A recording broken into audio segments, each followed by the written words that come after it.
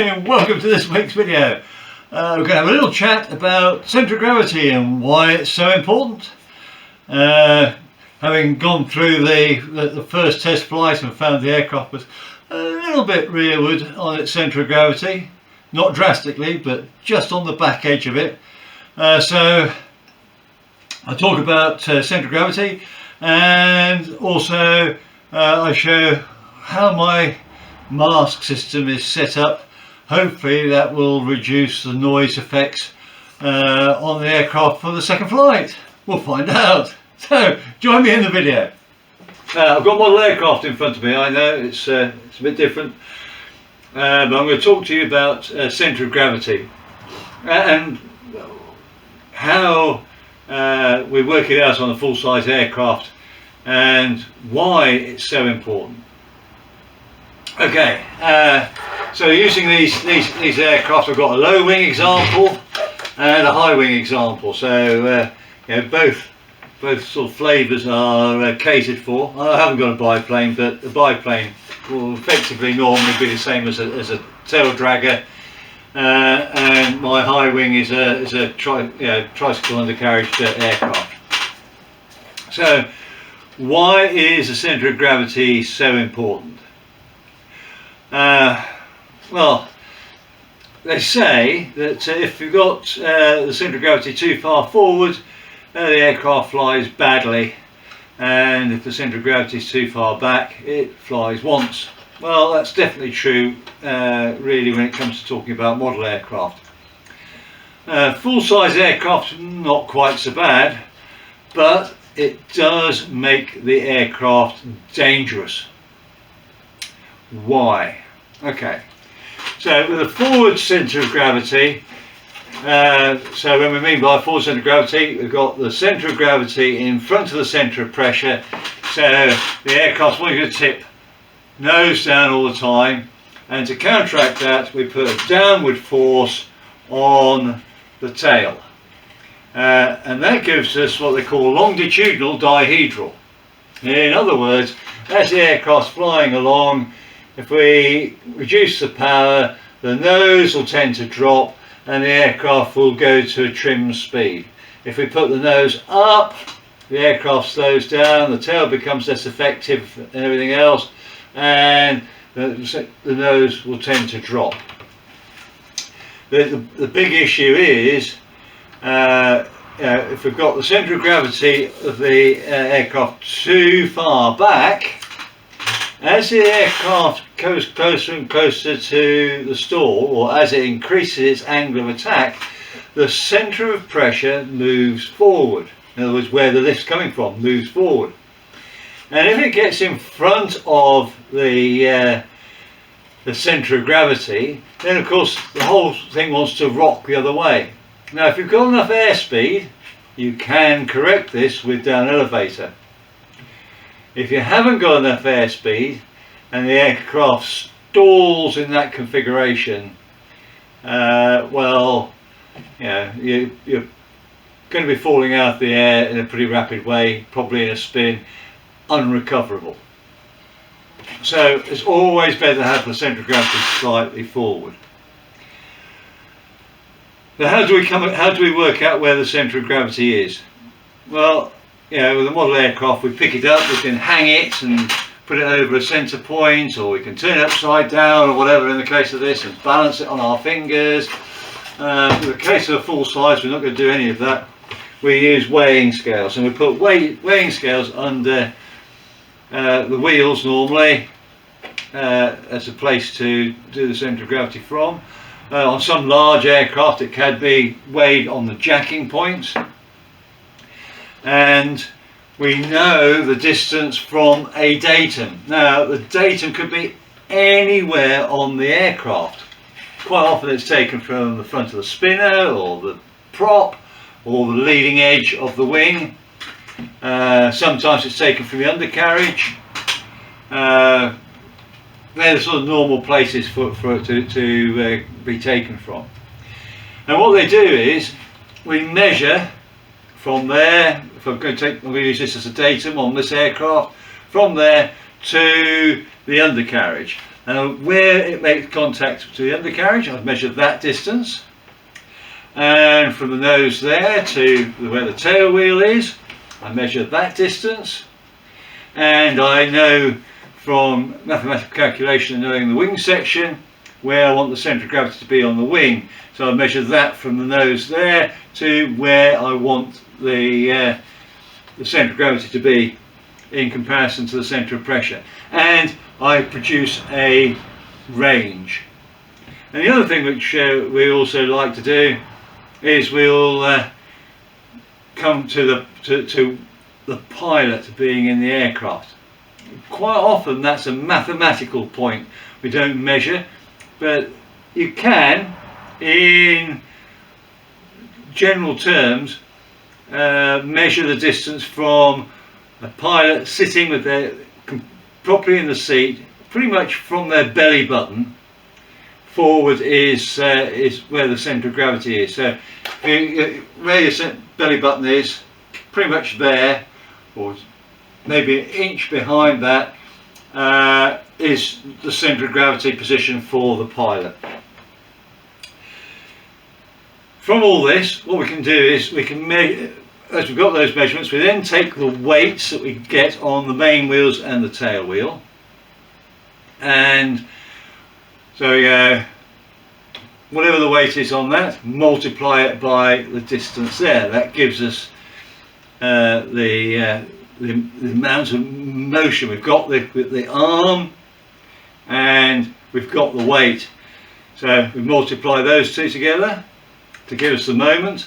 We do the same for the other main wheel. We do the same for the tail wheel in the case of a tail dragger. Or we do it for the nose wheel and the main wheels on our tricycle undercarriage aircraft, with the aircraft in the rigging position.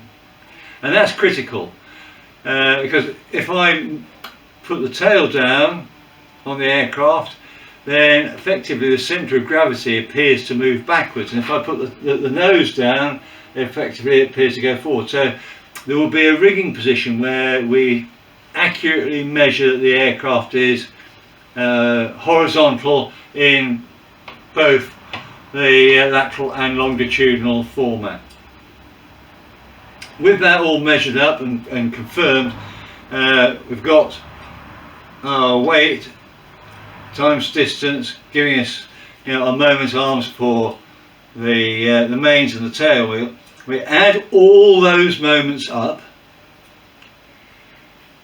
so we end up with the total, and then we divide it by the total weight of the aircraft, and that will then tell us where the centre of gravity is compared to whatever datum we've used. Bink. And that will be with it empty. We do that initially with it empty. And then if we know exactly what the moment arm is for the fuel tank, that's good, but most of the time we don't. So what we can do now is we can add fuel to the aircraft and see how things change. So we look at what's happened to the moment and the weight and where the centre of gravity is moved to, and from that we can work out what the moment arm is for the fuel tank, so we can work out what's going to happen with the as we fuel the aircraft up to the top, and how it goes as it burns down to the minimum.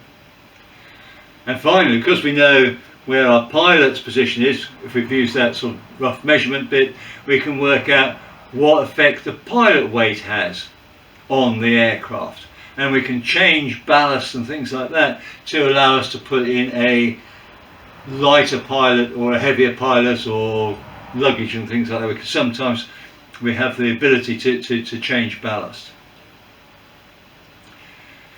And all we're trying to do there is we're just doing that as a workaround, and it gives us our range, and we'll go through that range of movement. Ideally, it's going to be operating as we burn the fuel. It will stay within that centre of gravity range. And here in the UK, if you're flying microlights and things like that, you go onto the BMAA site, and there's actually a calculator.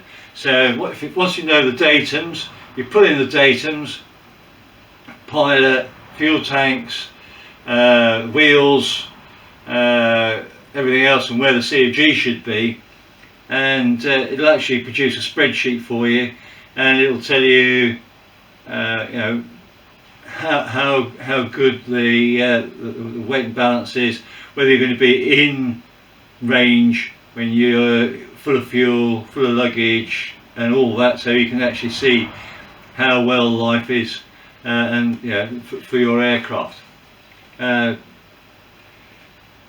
It's nice and easy when you're working with aircraft which have been produced for some time, C-42s for example. It makes life really nice and easy because we know exactly what all the datums are for that. For aircraft like my one I've just completed, I've done a lot of maths just to try and work everything out. The instruction manual tells me what the what datum to use and where the centre of gravity should be. Unfortunately, that document is not accurate on my aircraft. My nose apparently is 4 inches further forward, even though I've moved the firewall back and the engine's only 2 inches longer, so it should be exactly where it should be. So I'm not sure what's going on there. And I did the calculations going from the average leading edge on the biplane side of life, as it said, to where the centre of gravity should be. And in flight it proved to be very slightly tail heavy. How did I know? Well, once it was in the air, it required a bit of forward trim, or quite a chunk of forward trim, to fly. I didn't quite get to hands off because my trim for trim down is very limited, and as I reduced power, rather than the aircraft lowering its nose to try and keep up the airspeed, which is what you normally have with the trim, it stayed in the same attitude. It didn't change attitude, thankfully it didn't go to tail down, but it stayed pretty much in the same attitude, maybe chopped the nose very, very slightly. So what I've done is, because I put ballast in the tail end to put it to where it said it should be, I've taken out pretty much half of that ballast, and I'll fly the aircraft and I'll see whether I've got a nice stage there when it's low on fuel, and if not, then I'll remove some more of the ballast out the back. I don't want to go too far forward on the centre of gravity, otherwise you run out of elevator control for when you want to go into the flare. So there is a chunk of discussion for working out the centre of gravity, how it basically is done. I'm not going to go through it any more than that, because you should always go to the manufacturer's requirements on how you do the weight and balance on an aircraft and how you perform it. But hopefully it's giving you an idea of what is involved and the real reason why you've got to do it. You do not want to fly a tail heavy aircraft.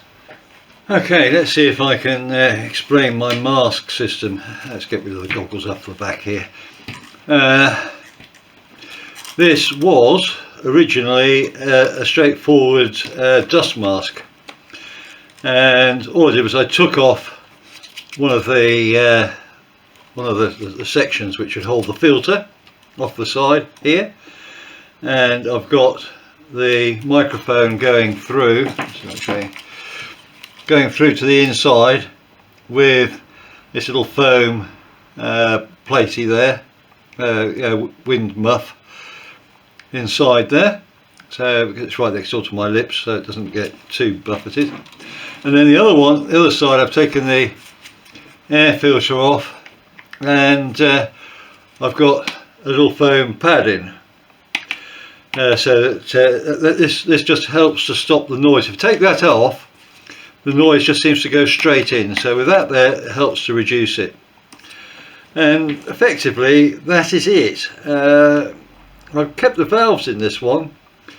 I'm not sure whether that's worthwhile or not, but there we go. But you know, it's not that much different to you know, one of these sorts of masks and things like that. And you just take off the side filters and away you go, like that. You could you know, and take out that section of plastic and put the microphone through there. You could work it that way.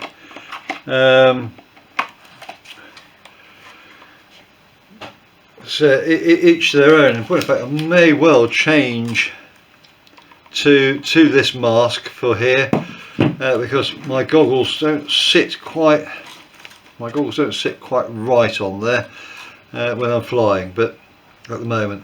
But we'll get used to it. We'll see what happens anyway. Well, that's it for this video. A little bit of a spoiler. The next video will be a flying video. I flew today. I haven't got enough time to edit the video for it to go out for you to look at, so I'm going to put it out next week. Don't want to spoil the thing too much, but I am making friends with Muttley. It is flying better, and each time we get it into the air, I'm hoping it'll get even better. So join me next week and have a look at what went on for the second flight. And until then, look after yourselves, keep fit and well, and I hopefully will get you then. Bye now. Thank you for watching. If you enjoyed the video, please hit the thumbs up. You can subscribe or even hit the little bell notification for future videos. Any comments would be appreciated, and I'll try to get back to you as soon as I can. Remember, go fly and feel the sky.